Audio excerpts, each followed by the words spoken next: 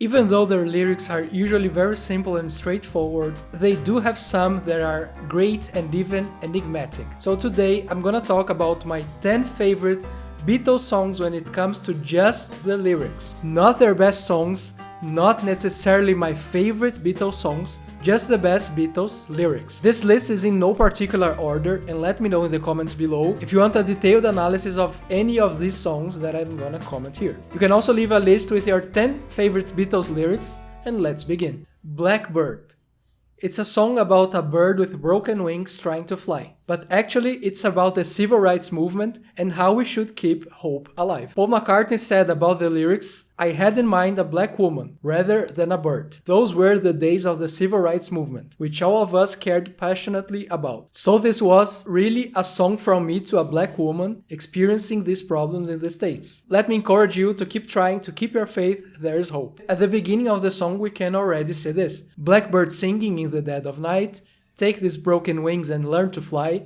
All your life, you were only waiting for this moment to arise. This moment was when the civil rights movement finally achieved equal rights under the law in the United States. The next one is Lucy in the Sky with Diamonds. John Lennon's son, Julian, showed him a picture that he had drawn of his friend Lucy, who was flying among stars. And the title for the drawing was Lucy in the Sky with Diamonds. Curiously, the first letter of each noun is LSD, the name of a psychedelic drug. And the lyrics also seem psychedelic. John said about them, "The images were from Alice in Wonderland. It was Alice in the boat. She's buying an egg and it turns into Humpty Dumpty. The woman serving in the shop turns into a sheep, and the next minute they are rowing in a rowing boat somewhere, and I was visualizing that." But the lyrics also seem to be about the effects of LSD.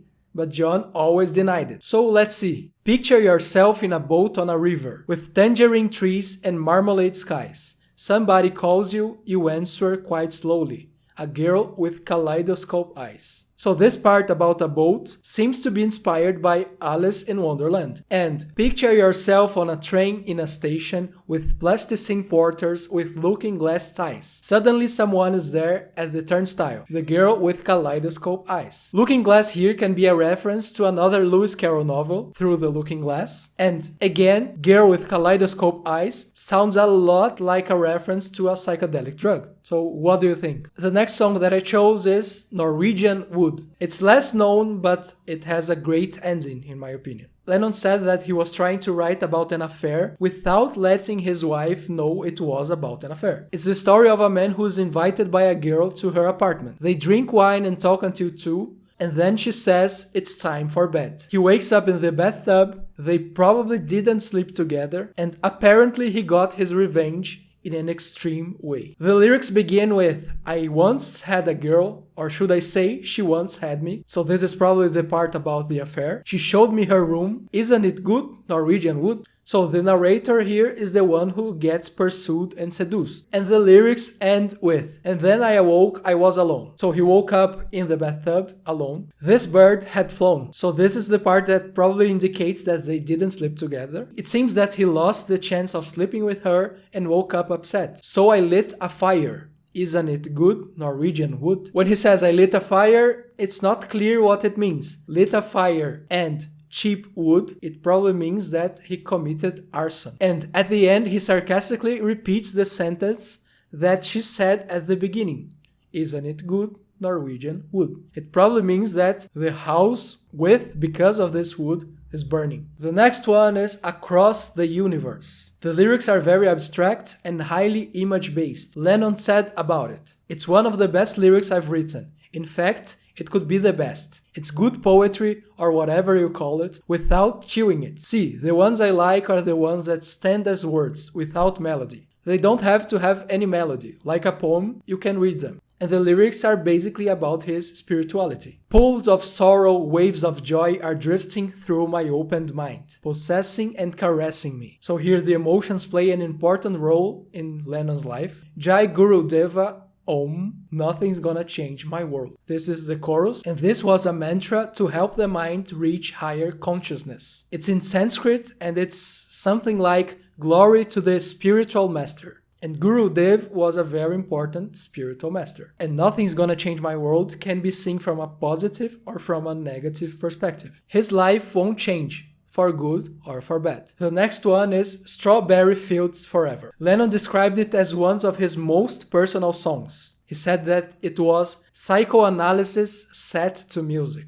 It was based on his childhood memories in Liverpool. Strawberry Field, in singular, was a recreational ground close to John Lennon's childhood home. He said about it, "We were trying to write about Liverpool, and I just listed all the nice-sounding names arbitrarily, but I have visions of Strawberry Fields, because Strawberry Fields is just anywhere you want to go. So it's about his childhood memories, but it can also be about anywhere you wanna go. That's why it's plural. There are many such places for different people. Let me take you down, cause I'm going to Strawberry Fields. Nothing is real and nothing to get hung about. Strawberry Fields Forever." So this is another of his songs that sounds psychedelic. And always, no, sometimes think it's me. But you know, I know when it's a dream. I think I know, yes, but it's all wrong. That is, I think I disagree. Here you can see confusion, uncertainty, and Lennon was using a lot of LSD around the time they recorded the song. So again, it sounds very psychedelic. We see the concepts of dream, reality, subconscious.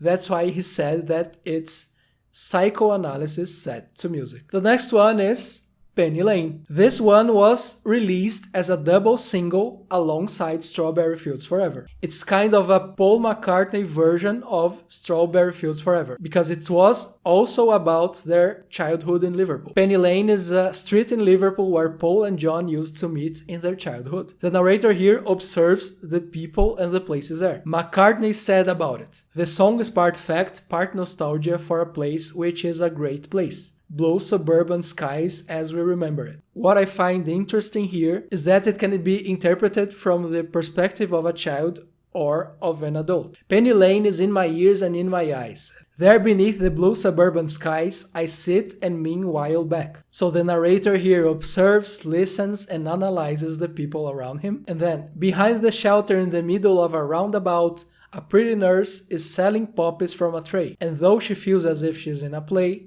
she is anyway. So maybe it means that people are acting like in a play. It's interesting because it leaves a lot of room for interpretation. The next song is Happiness is a Warm Gun. The title was inspired by a headline in a gun magazine that read, "Happiness is a warm gun." This title was based on Happiness is a Warm Puppy by the Peanuts cartoonist Charles Schulz. Lennon said, "I thought it was a fantastic, insane thing to say. A warm gun means that you just shot something." Some people think that it's about heroin, but Lennon say that it's definitely not. But there's a lot of drug subtext, and the song was recorded while he was addicted to heroin. Apparently, it also refers to sex. So it's either about drugs, sex, or guns. But it could also be about all of them. "I need a fix cause I'm going down. Down to the bits that I left uptown." A fix is slang for a quick dose of a drug to make you feel better again after experiencing withdrawal. "When I hold you in my arms and I feel my finger on your trigger, I know nobody can do me no harm, because happiness is a warm gun, mama." So Lennon called Yoko Ono mother at times, and it contains a sexual reference and she is compared to a gun, meaning that she makes him feel protected. In this context of happiness is a warm gun, probably means that she's warm and makes him feel happy. The next one is the famous Eleanor Rigby. It's a song about loneliness. It tells the story of two lonely people, Eleanor Rigby and Father Mackenzie. What's interesting is that they never meet each other. They only meet when Eleanor Rigby dies. We can see it here. Eleanor Rigby died in the church and was buried along with her name. Nobody came. Father Mackenzie, wiping the dirt from his hands, as he walks from the grave, no one was saved. So here's the only part in the song where they are together in the same place, but she is dead. And in the chorus, all the lonely people, where do they all come from? All the lonely people, where do they all belong? So we can say that if they had found each other before her death, they could have found someone to belong with, but it never happened. The next song is Two of Us